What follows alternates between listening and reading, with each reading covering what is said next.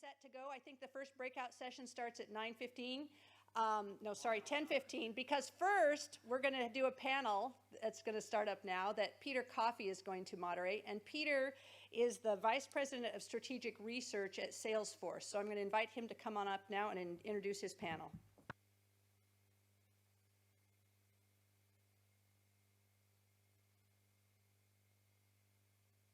Now it's live. Great. It's traditional to begin a session like this with some proof point for why you actually need to pay attention. For what is the urgency? Why do you need to hear this now instead of just reading it on some website in the next month or two? This becomes something of a challenge when so many of the things that we're saying define the change in the world today are things that Alvin Toffler was doing a pretty decent job of describing 40 years ago. And so you kind of need to say, well, look, what's the reality level here? Is that the right, oops, that's the right thing. Oh, do I need to, yeah, we're good. Yeah, we're good. And so I want to begin with a moment of candor. This is what the Geniuses in Marketing came up with a little while ago. Some of you might have seen it in an airport on your way here. My immediate reaction to it was, I'm sorry, where's the urgency? Where's the differentiation? Who isn't trying to make customers love them? In particular, what's different about customers today? And I'm using the word customers in the broadest possible sense. You'll hear from Rob and Eric momentarily how this word really needs to be broadened from people who pay you for stuff to people who are internal to your organization, people who are stakeholders, people who are collaborators. Peter Drucker was very passionate about the notion that the only function of any organization is to create a customer. Everything else is just activities. If you haven't created a customer who feels there's an exchange of value taking place, that you're bringing them something that they can't easily do for themselves, you're really just kind of going through motions. And my feeling was that we need to say what's different about today's customer, collaborator, volunteer, donor, stakeholder. What's different about them? The fundamental reality, which I'll be supporting momentarily with more data than you'll find convenient to write down, don't worry, the charts will be available. They are heavily connected. As you'll see in a moment, the number of mobile phone numbers that you could call today and get an answer is greater than the number of living human beings on the planet. This does not mean that everybody has one. Right now in Singapore, the average is roughly 1.25 numbers per person, so there are some outliers out there. But there's a tremendous amount of connection, and because people are so connected, they're informed in a way they never were before. It was recently observed that the most profound piece of civil rights enablement in human history is the cell phone camera. The ability to say, I see something here that I want the world to see, and 30 seconds later, the world is seeing it, uncensored, unedited, unblocked. This creates a certain degree of skepticism in institutions. You no longer have the ability to command an authoritative stage merely by virtue of size or money. Anyone can be the spokesperson. For example, right now we're dealing with the fallback on one of the world's great companies having been caught in an act of deception, which was not found by a national testing organization, but was found by some college students who said, hey, this is weird. And within a week, the entire world knew and was investigating in great depth. People have said, I can't wait for my institutions to take care of me. I'm going to find a collaborative network. I'm going to create and co-create with other people. And an interesting thing happens in the process. As more people are able to start talking with each other, person to person, instead of just being spokes on the hub of a corporation or a government or some other traditional institution, they start to exchange information and attitudes about values that were not really part of public discourse before. So if you look at the reasons that someone might not buy from a company today, they might be, I don't like the way they test their products on animals. I don't like their use of child labor. I don't like the way they pollute. The number of people in a room who might raise their hand and say, I just don't want to do business with these folks for whatever reason. And the same, of course, can be true in any number of organizations.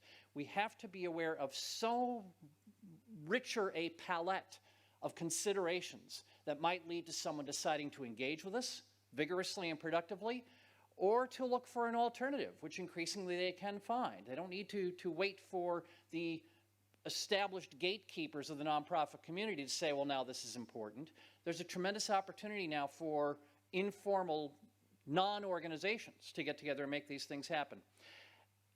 I try these days never to do a talk without at least one slide less than 1 hour old. I couldn't do that because I had to have them copied onto something that could go on this machine. So this one is actually 2 days old, and I'm sorry about that. But there's some fundamental things going on here. For example, connection.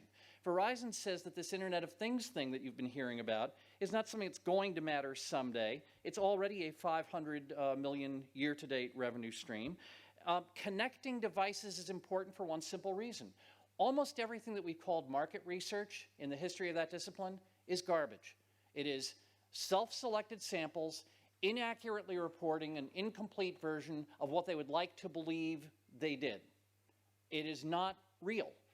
When we can measure actual behavior, we can target scarce resources of talent and time and energy in ways that are far more likely to be the right thing at the right time instead of what people said they wanted. Connection is global. Apple is saying, oh, China's still buying iPhones, don't worry about that. Collaboration. Used to be we had gatekeepers for who were the good restaurants in town, the restaurant critics. Now we've got communities saying these things, making these decisions. And this is true in every other field. You can find out who are the good doctors. You can find out who are the good mechanics in town. This happens at a rapid pace. The panel just this afternoon on the new currencies that are emerging, the alternatives to traditional currencies that had massive gatekeeper organizations of central banks. And are there any number of ways to pay for stuff that are moving into reality at a pace that I think even Alvin Toffler would have found surprising. And what was yesterday's hot new thing, something like Twitter, is now being regarded as sort of a legacy thing. How did that happen that quickly? This can only work at scale. And you're going to hear both Rob and Eric talk about this. If you're going to be meaningful, you have to be able to deliver your idea at scale. The only way we're going to be able to do this is with increasing intelligence of systems. Ease of use, I don't want to use. I want to be served. I want the system to tell me this is what you need to pay attention to today, not offer me a vast cornucopia of data points. That's not helpful. I need more and more intelligence in the systems I use to guide and focus my efforts. And that is why this talk is titled, if you will, Forcing Functions. The connection, collaboration, acceleration, and AIification, I can't find a better word for that. Someone said intelligencification of the world is going to be what electrification was for the second half of the 20th century, which is an interesting idea, but intelligencification is an even worse word than AIification. This phrase forcing functions comes from math. When you're trying to predict things, some things are predictions. This might happen. Some things are just plugging in a future value of time to an equation and saying, look, this is what's going to happen. Some of you may know the name of George Friedman, who wrote a bestseller called The Next 100 Years, in which he observed that if you're talking about demographics, it's really not prediction. If I know how many 10-year-olds India has now, I've got a pretty good handle on how many 20-year-olds they're going to have in 10 years. Conversely, if I know how many 60-year-olds a country has today, I got a pretty good handle on how many 70-year-olds they're going to have in 10 years. And what we are seeing, what is really the Project Apollo of the first half of the 21st century, is this. The aging dependency ratio in the developed world, where Japan is going to have 72 people over 65 for every 15 to 65-year-old in the year 2050. That's a pretty strongly precise prediction. That's not going to be way off. 66 in South Korea, but don't think this is just an Asian thing. Germany and Spain are going to be right up there as well. I want you to think about this not just as a statement about demographics. We can't have the Dad, I need your car keys conversation with that many people. They're almost going to outnumber us. They're not going to give up their car keys. We'd better give them autonomous cars. We can't build that many nursing homes and hospital beds. We'd better equip their homes with devices that can determine, are they taking their pills? Are they, eating properly? We have a massive impetus for a kind of technology that's going to make it possible to live in a world that it's a mathematical certainty we will be in. We're gonna be living here. Plug in the future value of time and do the math. That's the world we'll be in, and it's going to affect the missions of any number of organizations, profit or nonprofit. So as I mentioned, this is being driven mainly by the connection. Yeah, that's growth rate. Growth rate you have to integrate in your head. Let's put it in very simple terms. We put as much new bandwidth in the world last year as the whole world had in 2011. This is a hockey stick curve. It's not leveling off anytime soon. The world is becoming more and more richly and broadly connected, with the result that the cost of connection is plummeting. Those sharply downward sloping curves are for routes like Miami to Sao Paulo. Those lines down at the bottom that look like the x-axis, that's the relative cost for connecting, say, from London to New York. If you design systems for infinite, free, 24-hour connection, you won't be quite right. But reality is getting closer to you instead of you designing systems for intermittent, slow, and expensive connection, which is becoming less and less the case. So you want to design for where the puck is moving toward, not for where it's leaving. As I mentioned, we're at the point now where roughly as many cell phone numbers as there are people, half of them are broadband, which is extraordinary. In rural India, there was a situation where people take the bus to get to the clinic, takes a day to do what we would consider going down to the corner to the drugstore. And when they're done, they're handed a box with a syringe and told, now be sure to give yourself this shot in 30 days, or we're going to have to see you all over again. You know what's going to happen. They don't give themselves injections routinely. They're a little intimidated by the process. Maybe they do it wrong. Maybe they don't do it at all. Old, connectivity-poor world. Better printed instructions. How many languages do we have to do that in India? Narinder, 23, I think? About 23 languages we'd have to put on that sheet. No, that's not what they did. They put a QR code on the box that the syringe is in. Scan it with your phone, and it shows you the video when you're ready to take the shot. I want you to imagine the conversation 10 years ago when I say, we're going to solve this problem in rural India by making sure that every village has several dozen handheld, wireless, broadband video display devices. 10 years ago, I think most of us can agree, that would have been considered a pretty ridiculous idea. Today, it's fact. It's been fact for years. We're there. Being willing to make bold moves in the expectation that the technology will do what it appears to be getting ready to do, that's an act that takes great conviction. You have to be skating in the direction of that puck, and when you talk about connected devices, they're roughly 2 or 3 times as numerous as human beings already, and getting more so, with the result that, as I've said, there's now more mobile subscribers than people, and this is not just a rich world phenomenon. In the developing world, we are getting them internet service way faster than we got them clean water. They can watch cat videos while drinking sewage. I'm not sure this is a good balance. But the fact is the connectivity resource is penetrating the entire planet at a pace that I think defied prediction even by someone like Toffler. Now, collaboration is driven off of this. People are not going to tolerate silos and redundancy, but we have to have a different notion of trust when we are having these massive stores of data about life and health and behavior. You can't refund someone a breach of data about their medical condition. Once that's out there, it's out there. You can't send them a credit check for it, not in any meaningful sense. And the engagement of people turns out to be something with tremendous power. There was a paper published early last year with 37,000 authors' names on it on a relatively obscure aspect of RNA protein folding. 10 scientists, and the rest of them were playing a game. There's a tremendous amount of creative knowledge and energy and collaboration waiting to be liberated by devising an experience that people look for a chance to share. And this can be microfunding, this can be microfolding of RNA molecules. There's any number of ways to create these extraordinary organic global participation communities that are ready to go to work on solving problems. We do it with product features.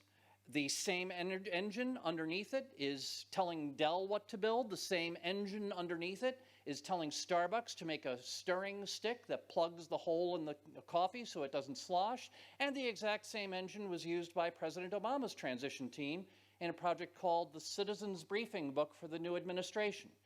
Crowdsourcing in real time, the kind of thing that used to be done by expensive and inaccurate research projects that took much longer to accomplish. The problem is that today most organizations' data is lying to them. The data was gathered by outdated methods with inadequate sample sets, with long delays.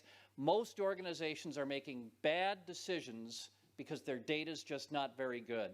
And this is a cultural thing. In most organizations, management experience filters data. Management experience trumps surprise. If senior people say, "Oh, that's just not right. I've been doing this for 30 years, and that's not the truth." And data can very quickly be turned from news into history, and not even very good history. And it winds up being used for cost reduction. It winds up being used to document in enormous detail what you did and justify why it was the right thing. Only 1/8 of organizations today are using data to drive recommendation and prescription, inviting the data to surprise them, inviting the data to change the way they behave. Only 1/8 of organizations today are doing this, and it's a difficult thing to do. It's a cultural accomplishment much more than a technical one. The funny thing is, Douglas Engelbart on the technology side in 1960-something was where Alvin Toffler was on the sociology and economics side in the 70s. He said, look, we're going to do this. We're going to have human intuition combined with electronic aids. What happened? Well, back then, connecting was a rubber donut modem. It was doing dial-up. It was hard, it was difficult, it was techy, it was slow. And now we swim in this ocean. We breathe this atmosphere in which smart people, energetic contributors and participants, and any number of other resources are there waiting for us to ask for their input in a way that makes them feel welcome. So speaking of welcome, please now welcome Rob Acker, the CEO of Salesforce.org, and Eric Arnold, the CIO of Path.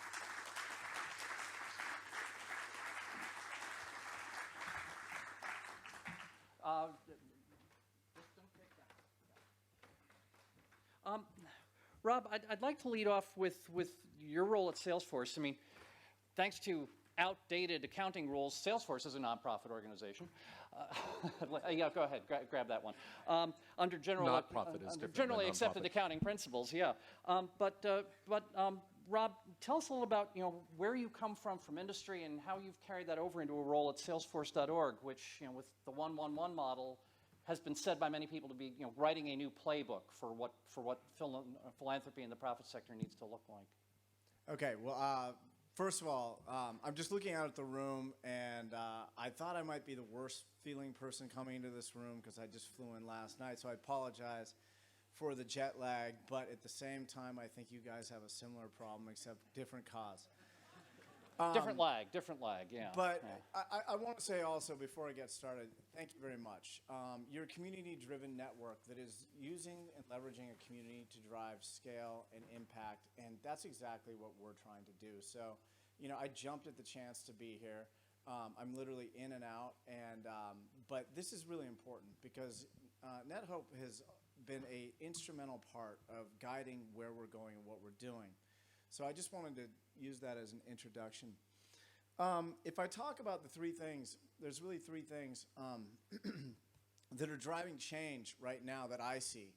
And there's something that we all need to pay very close attention to. As Peter mentioned, I've been in both the commercial sector and in the philanthropic sector. I spent about 20 years in the commercial sector, 5 with Oracle, about 15 with Salesforce. And then the last 2.5 years into the foundation, which has now been rebranded as Salesforce.org, which we can get into later. What I've really learned is that there isn't a tremendous amount of difference in terms of what the challenges are. Every CIO, every IT director, everybody that you talk to, CEO, it's the same challenges. And there's 3 things going on right now, right in front of our faces at this very time that we need to pay attention to. Peter touched on a lot of this stuff. But I'll just summarize them as the following. Technology. Technology has changed a ton. It has dramatically changed the landscape of both industries. Technology is not only can you connect with people from anywhere, anytime, on any device, this has opened up a whole new layer. Systems used to be built for back office people, and we used to, and when you look at that, it was more staff and people and employees of the organization that were focused on the technology. But now, if you look at what Grameen's doing as an example, when they're in the remote areas of Africa where there is no electricity, no computers, and they're engaging with people, and they can report back to headquarters in real time, you now can engage your impact on a far greater scale, but you also have access to better data because it's coming right there from the field, from your constituents. And so it's eliminating the data silos, which allows you to run better analytics. And the cost, and Peter touched on this a bit, the cost has gone down dramatically. Cloud computing helped because it's now no longer do you have to go out and build your own power plant.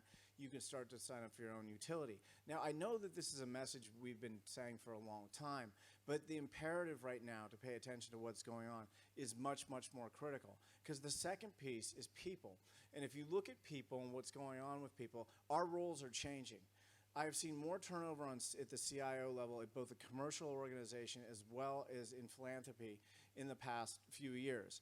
And the real issue is that a lot of CEOs don't understand, and they're trying to understand how to leverage a CIO, and they're expecting them to be business leaders. They're expecting them to bring new business concepts, new models to the equation, and leverage technology. And so what's happening is our roles are changing. They're becoming ubiquitous. You're finding that some of the most innovative ideas come from people at the very lowest ranks of the organization on the business side who might have great technology ideas. Some of the people in the technology or IT department have some of the greatest business ideas. And the reality is the lines are getting blurred, which makes the job of a CIO much, much more difficult. Now, like guys like Chris Thomas has changed his title, who's the CIO of Sierra Club, to Chief Innovation Officer. And the last piece is that what's really cool that's going on is I believe that we're in a social impact renaissance. There has never been a time where there's been more focus. At least I can see, I have a little bit of a Silicon Valley lens into this, but I see more people wanting to get involved. I see engaged corporate giving. I see hybrid models coming out right now where it's these social enterprises are emerging, which is exactly what we are. You see social impact investing, and you also see things where like an individual can go create a cause overnight and like literally like leverage their army of people that they are connected with and like literally launch a cause. So we're living in this really transformative time, and those that are taking advantage of this are coming ahead, and they're coming out ahead. And it doesn't matter your size, shape, or scale of your organization. Some of the most innovative people I've worked with are in this space.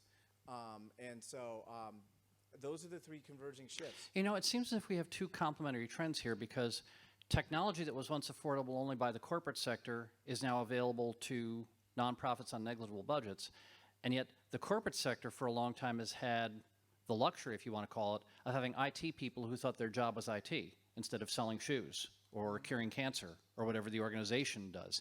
And now we're seeing that sense of, look, the IT department needs to be a piece of the mission of the organization and not this tech silo coming into the corporate sector. Nonprofits have been there all along. Yes. You were the IT guy in a nonprofit, but you came there not to be an IT person. Now, Eric, I used the term history, not news, a moment ago in a somewhat critical way. Your own background, of course, is as an historian, but you've moved into this role that you have now at Path. Can you tell us, what you're seeing in terms of the forcing functions, the fundamental forces that are driving what you have to do and the way you do it at Path?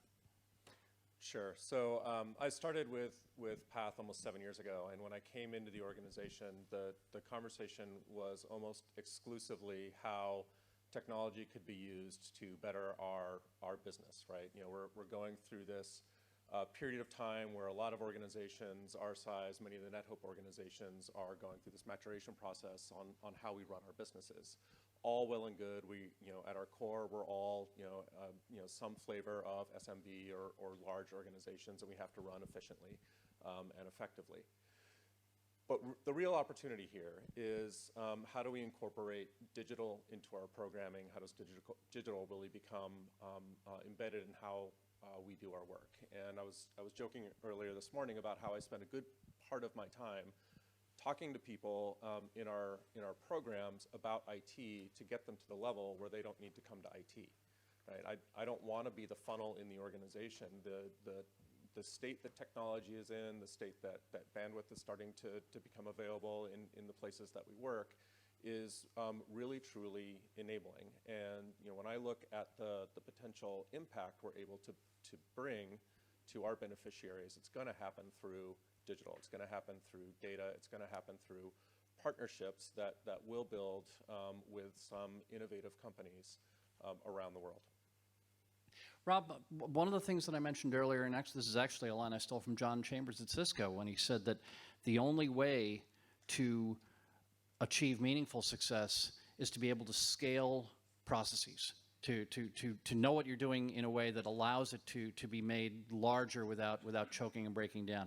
And that's a sensibility that I think, to a great extent comes from the profit sector. But when you look at what Eric is doing at PATH and what any number of other organizations are doing, they're saying, if you look at what Doctors Without Borders is doing, for example, the things they're doing that are achieving global leverage without linear growth of the number of people, but maybe more like logarithmic growth of resources for mission size. We've got to be able to get there, don't you think? And can you tell us what you're seeing in terms of that notion of scale at acceptable ratios of cost to accomplishment? Yeah, it's interesting, Peter. I kind of mentioned this in my opening comments, but when I look at NetHope, you share the same ethos that we do, which is basically a community-driven network that powers for scale.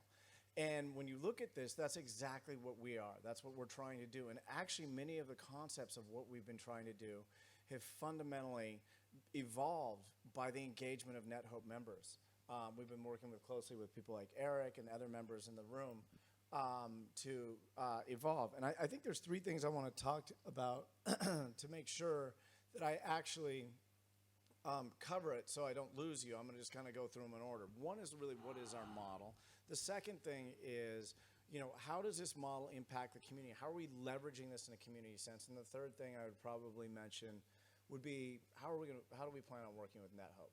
So the first thing with our model, that what we're trying to do, is that we have actually made a fundamental transformation. We've become a self-sustaining organization, a self-sustaining social enterprise. That's a dramatic shift. We started out being funded by equity from Salesforce in the 1-1-1 model, but the shift that I've been working on over the last 2.5 years is really that's not sustainable. Equity is not something, it's a great start and it got us off the ground. And we want to do, and Mark wants to do, Benioff, our CEO, wants to do engaged social giving. But how do we make this sustainable and how do we make it scale? And it's by leveraging the power of the community. Mm-hmm. And so what we did was we said the way to leverage the power of the community is to take this model where we distribute technology, we make it affordable, and then what the money that we make, then we will either fund in building and developing and supporting solutions or giving it back out into the community. So we're trying to keep this engaged kind of social enterprise going. What's really interesting about this is now the community is giving back to the community from that whole kind of starting point. And it's working. So here's an example. An example is that this year we're going to do $30 million in grants annually. That's more than we did cumulatively over the first 11 years. Last 2 years, our customer base has doubled from 15 to 30,000. Mm-hmm. But only 6 years ago it was 3,000. Mm-hmm. Now there's millions and we want to serve them all. And in terms of grants, in the next few years, I would like to see us be doing $100 million in grants annually. So this model is really working. But what's behind that and why is it working? And it's because we've taken this community-driven approach. And I'll give you 3 examples. One is we do Force for Change grants. And gosh, I could give several examples. I'll use Polaris Project. Polaris Project is an organization focused on ending human trafficking. We funneled money in a Force for Change grant to Polaris Project. We helped them build IP. This IP has not only helped them extract 11,000 people from human trafficking situations, but it has also allowed them to aggregate data, just like you talked about up there on the screen. It allows them to aggregate data, and now they've gone from focusing on extracting people from human trafficking situations. They're taking down human trafficking networks because they're starting to do heat maps and collaborate on that. Now here's where the punchline is. It's not that story. The punchline is that now they are sharing that IP with other human trafficking organizations, and it's being leveraged. Mm-hmm, mm-hmm. The second thing is we're leveraging the community development platform. We're taking the community and bringing the community in, and many of them are in this room or people within your organizations. We have 13,500 people on the Nonprofit Starter Pack. These people came in, and we started saying, hey, will you help us develop? Now we're developing products for the community, by the community, with the community, and we are able to innovate much faster than I think we just did a sprint up in Seattle, Eric's hometown, my hometown too, actually, up there where we actually leverage community-driven development. Now, this development allows us as a community collectively together to innovate much more quickly than a traditional vendor could. So, because you're leveraging millions of people, hundreds of thousands as we scale and grow. The third thing is we have a Power of Us community. Right.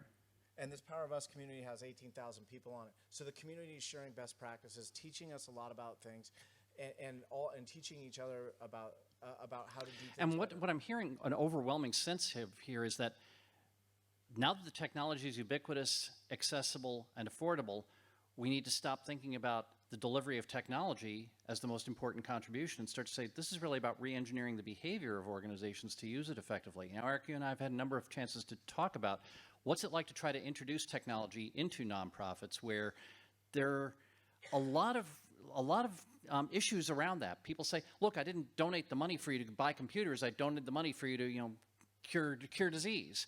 The kind of scrutiny you're under, the pressures involved in achieving adoption when you're working with volunteers. These are not people you can just say, look, here's the tool, this is how you're going to do it, because they're not doing this for a paycheck. Tell me about some of the issues you've encountered as a CIO that are not about getting the technology implemented successfully, but about achieving results that the technology can enable, but can't compel. Right. So it's, I think Ed Happ told me this once, but technology amplifies bad process. Right? So Oh dear. we're, Dear. There's a T-shirt. We have to take an approach that has this push me, pull you dynamic of having to be innovative and having to introduce new technologies, increase our rate of adoption, not be afraid of iterations failing, so that we learn and iterate again and again and again. We don't have the time and money to do that really effectively. And I think it's conversations like this that I think are some of the most compelling things where we can look at NetHope and think about how NetHope can amplify our collective impact across IT organizations and 40 plus INGOs, right? We're talking about how we can bring our collective experiences together as innovative corporations and hopefully innovative IT departments in how we think we can introduce new technologies. Some of our biggest donors are a little bit behind that, right? But we are seeing that there is an increased demand for data, right? The Open Access Initiative, the results based investment. There's a real maturity that's happened across some of our biggest donors like USA and Gates Foundation to really want to look at the data, which means, well, we got to introduce really great data systems and really think about transparency and really think about analytics and think about insights and think about what capabilities we need to bring into the organization to understand those insights, right? We have to have M&E officers in every program, and those M&E officers have to be data analysts, and they have to really know the tools really well. They have to really understand statistical analysis. M&D. They have to really be good storytellers. M&D is? Monitoring and evaluation. Thank you. Okay. Well, you've used the words NetHope and conversation in your answer, which is perfect timing because your turn. We want to have a conversation with NetHope today. You have an opportunity to talk with people who have both a NetHope perspective, of course, Eric being a director of the organization, people who have a perspective on having dealt with, Rob, how many nonprofits are we currently working with at Salesforce.org? 25? It's nearly 30. Nearly 30,000 organizations that Rob has had some opportunity to observe and get a sense of common issues and differentiating issues. We would really very much like to know what's on your mind that these guys can help illuminate today. I will come to you with a microphone. Yes, sir. Oh, you got it? Okay, great. Grab another one. Yes, We're, I'll get back to the lecture. who wanted to? Hey, Rob, Dan Baker with Accenture Development Partnerships. Thanks for all these useful comments. I guess I'd be interested to hear from your perspective, what do you see as the biggest barrier to more NGOs being able to pick up and utilize the Salesforce platform? Yeah, it's a great question. I was thinking I could go in several different directions with it. So I'm being a little bit jet lagged. I'm going to do that. But I'm going to. You're going to go in several directions at once. Yeah. But I'm going to make it brief. I think first of all, I want to emphasize that when I first came into this space, a lot of people there is this somewhere a misnomer that exists on both sides of the fence that nonprofits are different. They're not different. I mean, they are, of course, at their fundamental level. But the business operational processes that nonprofits need to use to run their business is actually very similar to what for-profit companies have. You have, shareholders and stakeholders. They both have mission statements. You both have constituents. They have customers. You need to be able to engage in a whole new way. I think some of the biggest barriers that I see, first of all, at a market level, the first one is, I've worked with some of the most innovative people in the nonprofit sector. But the challenge is that money spent, there is no second try. You have to report out to donors, and everybody's very precious about how they spend their money. And there is no second try. Eric just alluded to that. You got to get it right the first time. So there's a little bit of a hesitancy. Let's make sure it works. Let's make sure it works well. And that's exactly why we're leveraging the power of the community. And what we're also doing is trying to take that cost down, because no nonprofit wants to show their donors that they're investing all this money in infrastructure. And Eric, I'm going to actually kick it to Eric because I would like to hear the other part of the answer that I was going to try and take from actually somebody who is a Salesforce customer. Yeah, so it's I think that's right, and we really look at what capabilities do we need to be able to really see the adoption in the organization, right? And so we need to invest in making sure our staff know how to use the tools, are using the tools, that we're hearing about challenges they're having with the tools, and get the virtuous cycle going. And that takes a little bit of investment in the organization. It is way beyond licenses and good pricing, right? I'd say a lot. Like I am so frustrated when I talk with big vendors that have compelling strategic tools, and it's a sales conversation. I don't want to have a sales conversation. Like, we need to get to true cost and reasonable margin really, really quickly, so we can talk about how the solutions that we want to bring in, the digital solutions we want to bring in, can really drive impact. And this is where I think NetHope plays a great role, and where organizations like Salesforce and Tableau and Okta and Microsoft and others have been very good about trying to get their heads wrapped around this concept around it. It's really easy to give licenses and some cash, but what more can we do? And I think that's up to us to say, what is that more? Like, what are some of the good ideas that we can bring forward that can prove this model and show where the shared value partnerships are really delivering?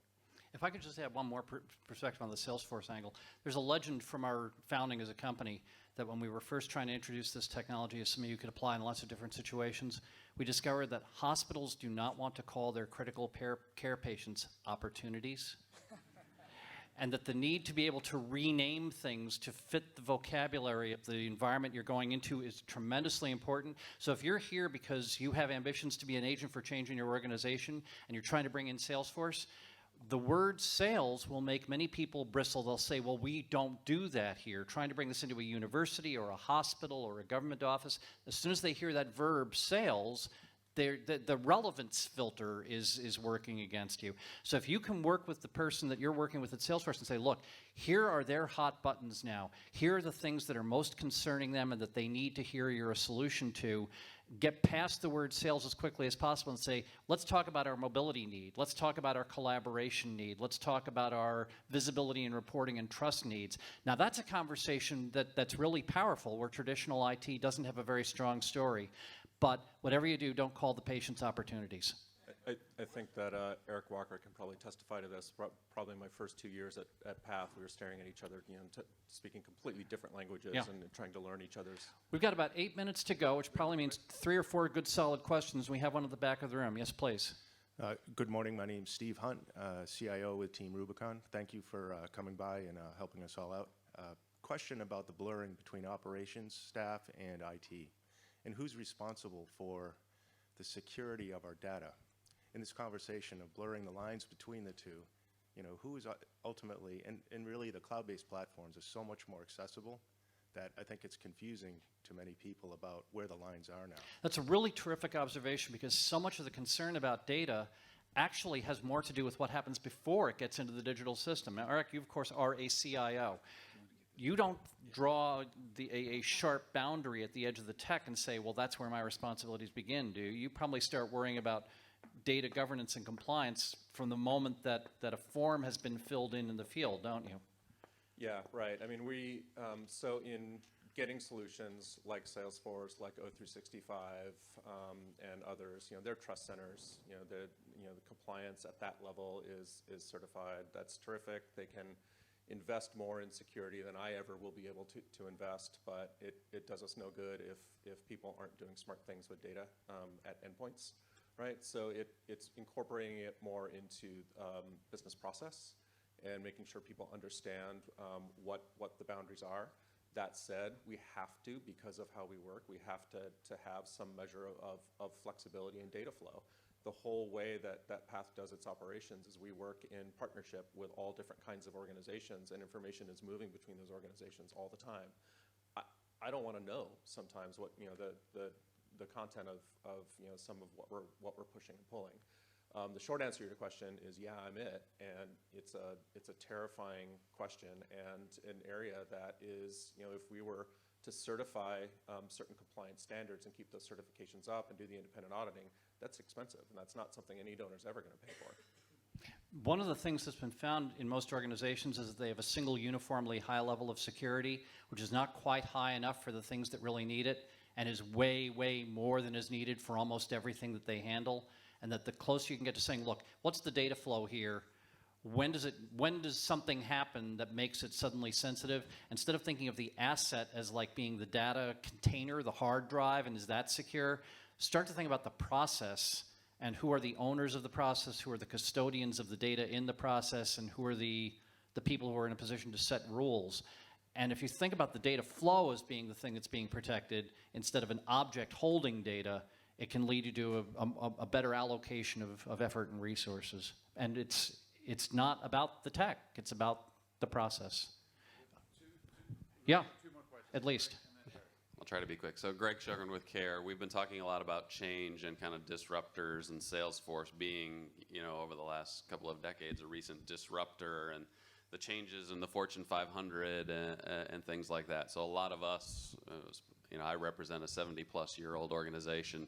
Salesforce deals with 30,000 of varying size NGOs.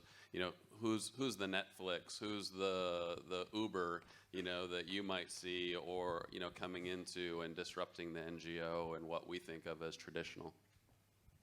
It's actually interesting. It's a really good question, and I would say this is true on both the commercial side as well as the philanthropic side. Some of the smallest organizations are the most nimble. I go back in time and I think about a couple of friends of mine who work in venture capital firms, in their first meeting with the guys from Uber, and there was only about 4 to 10 people in the room, and that was their total employee size. And you look at that ability to engage over mobile phone and how that completely disrupted an entire entrenched industry. Virtual monopolies in every city of cab companies. Now you've created a better user experience in a matter of years. I'm not sure anybody in this room had ever heard of it 4 years ago.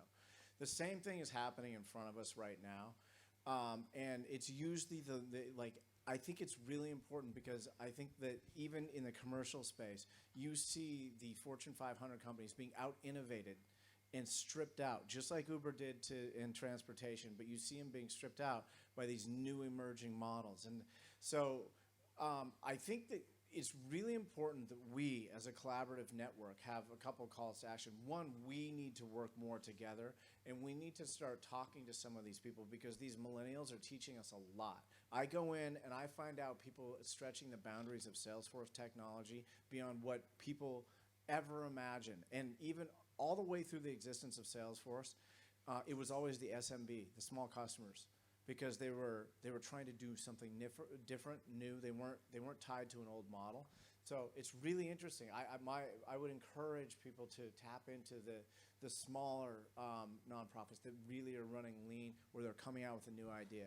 And conversely, I would ask every organization here, what are you doing to be sure that you have become a platform to which others can add value, instead of merely being a defined and specific product or mission that you think you do better than anyone else? Because the degree to which you can open yourselves up to become a platform on which other people can create new value is an enormous multiplier of your resources. Eric, did you want to weigh in on something here?